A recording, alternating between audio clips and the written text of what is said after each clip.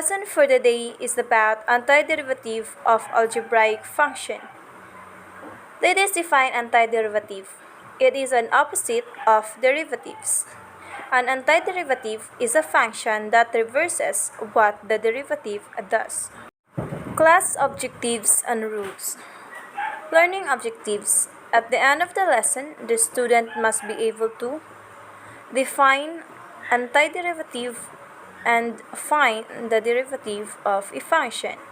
And the rules are prepare, pay attention, participate, and punctuality. So the antiderivative formula is the integral of f prime to x dx is equals to f of x plus c. The c is our constant. And the dx is our variable.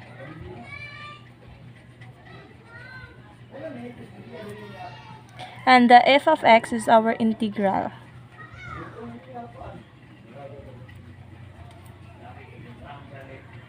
Basic integration formulas. So before we will find the antiderivatives of a function, we should know the basic integration rule. So the first basic integration rule is the integral of dx is equals to x plus c. Our c is always constant. So for example, the integral of 5 dx is equals to 5x plus c. So another basic integration is the power rule. And then the formula of power rule is the integral of x to the power of n dx is equals to x to the power of n plus 1 over n plus 1 plus c, where n is not equal to negative 1. So we will have an example. The integral of x cubed dx is equals to x, the 3 is our n, plus 1 over n3 plus 1 plus the dx is our constant c.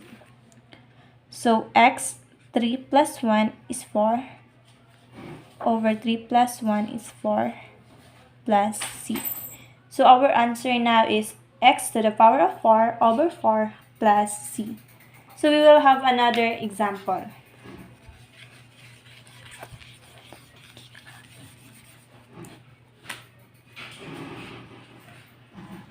The integral of 2x plus 3 dx. So 2x, n is 1 plus 1 over n1 plus 1 plus 3 dx x plus the constant c. So 2x, 1 plus 1 is 2 over 2 plus 3x plus c. So 2 divided by 2 is 1, so we can just cancel it out. So this is our final answer, x squared plus 3x plus c is the integration of the integral 2x plus 3 dx. So another basic integration rule is the constant multiple rule.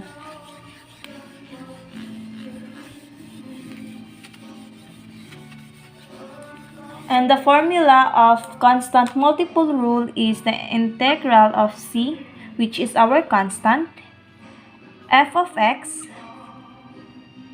dx is equals to c, the constant, and then the integral of f of x dx. So the constant is in the outside before the integral of f of x dx. So for example,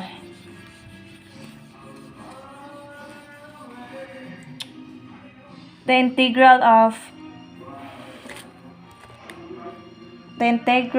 at 8, So for example, the integral of 8x to the power of 4 dx is equals to, this is our constant, so we will put it outside, 8, the integral of x to the power of 4 dx is equals to 8 times we will use the power rule, x to the power of n, which is 4, plus 1 over 4 plus 1 plus the dx, our constant c, is equals to 8 times x to the power of 4 plus 1 is 8x to the power of 5 over 4 plus 1 is 5 plus the constant c. So next, we will have the sum and difference rule.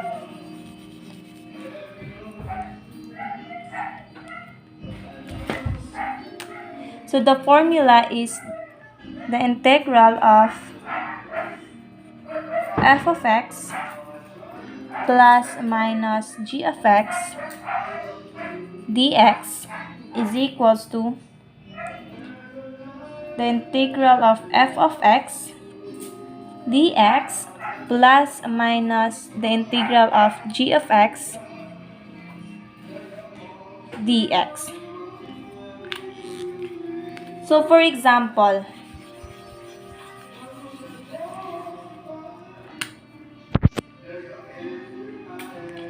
the integral of quantity of 12x to the power of 2 plus 2x dx. So we will use first the constant multiple rule. So the 12, we will put it outside. So 12, and then the integral of x squared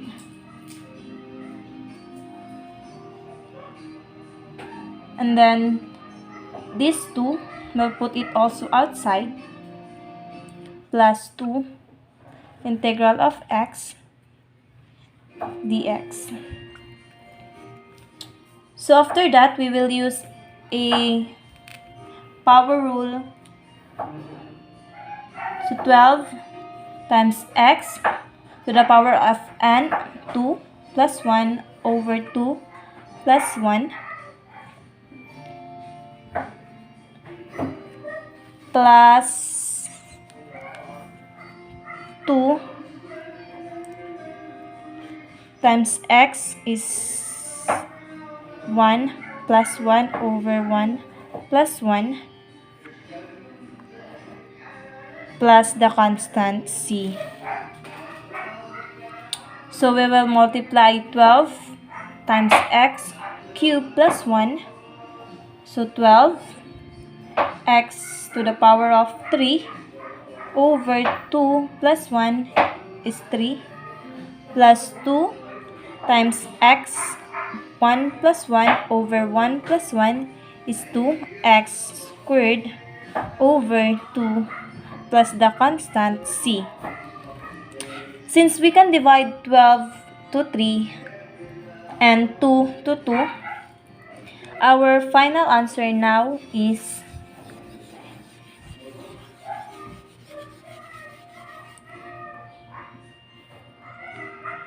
4x cubed plus x squared plus c.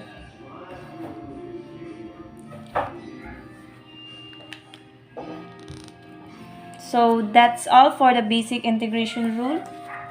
So find the antiderivative of the following. Number 1, f of x is equals to negative 4x squared minus 9x minus 1. Since there is a value of x, we can use the power rule integration. So f of x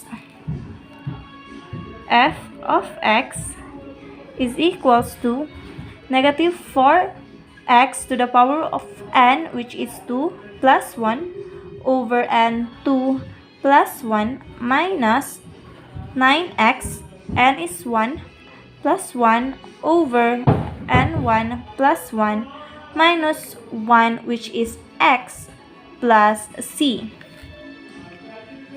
So negative 4x, 2 plus 1 is 3 over 3 minus 9x, 1 plus 1 is 2 over 2 minus x plus c. Since we cannot divide this equation, this is now our final answer of the derivative of the function negative 4x squared minus 9x minus 1. So let us proceed to the second problem.